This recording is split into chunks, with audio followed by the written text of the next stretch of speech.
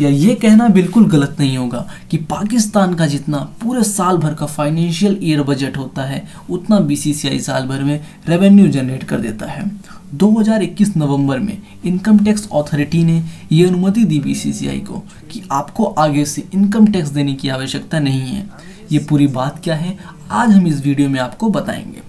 इसको समझने से पहले थोड़ी बहुत जानकारी आपको इनकम टैक्स के बारे में होनी चाहिए। अगर नहीं भी है तो मैं आपको आई बटन में एक वीडियो देता हूं जिसका नाम है इंडियन इनकम टैक्स स्ट्रक्चर, आप उसको जरूर देखें।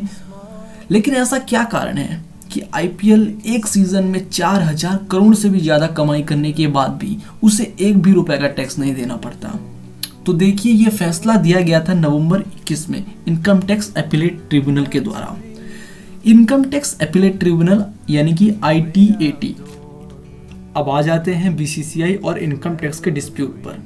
तो देखिए, पिछले कुछ सालों से इनकम टैक्स डिपार्टमेंट बीसीसीआई से ये कह रहा है कि आईपीएल एक एंटरटेनमेंट जैसा आयोजन है जिसमें लोगों का मनोरंजन होता है, तो वहाँ से जितनी भी इनकम जनरेट होती है तो उससे ट्रेड एंड कॉमर्स यानी कि अपना PGBP के अंडर टैक्सेबल होनी चाहिए।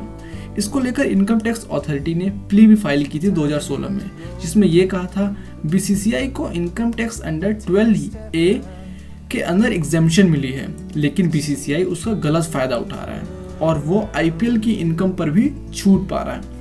आगे बढ़े उससे पहले एक बार section 12A of income tax पे नजर डालते हैं। तो सेक्शन 12A ये कहता है कि NGO यानी कि जो भी नॉन प्रॉफिट ऑर्गेनाइजेशन जैसी charitable trust, welfare society, NGO, इन सबको टैक्स में एग्जेम्पशन दिया जाएगा, क्योंकि ये प्रॉफिट कमाने के लिए नहीं बल्कि इनका मकसद कुछ सामाजिक चीजों को बढ़ावा देना है। लेकिन ये मान लो कोई भी चैरिटेबल ट्रस्ट जिस काम के लिए बनाया गया है और उस अपने राह से भटक जाए तो इनकम टैक्स अथॉरिटी को इस चीज की जानकारी देनी होती है और ये जानकारी 30 दिन के अंदर देनी होती है।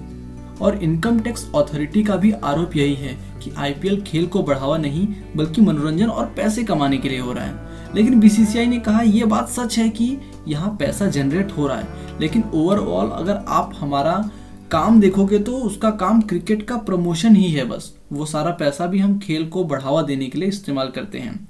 तो अंत में ITAT ने ये फैसला लिया है, भले आईपीएल से पैसे आ रहे हो, पैसे जनरेट हो रहा हो, लेकिन कहीं ना कहीं वो खेल को बढ़ावा दे रहा है, तो उसको सेक्शन 12A के तहत एग्जेम्पशन मिलेगी और उसको एक भी रुपए का टैक्स पे नहीं करना पड़ेगा इनकम टैक्स अथॉरिटी को। अगर आपको ये वीडियो अच्छी लगी तो कृपया करके इसको अपने दोस्तों के साथ जरूर शेयर करें।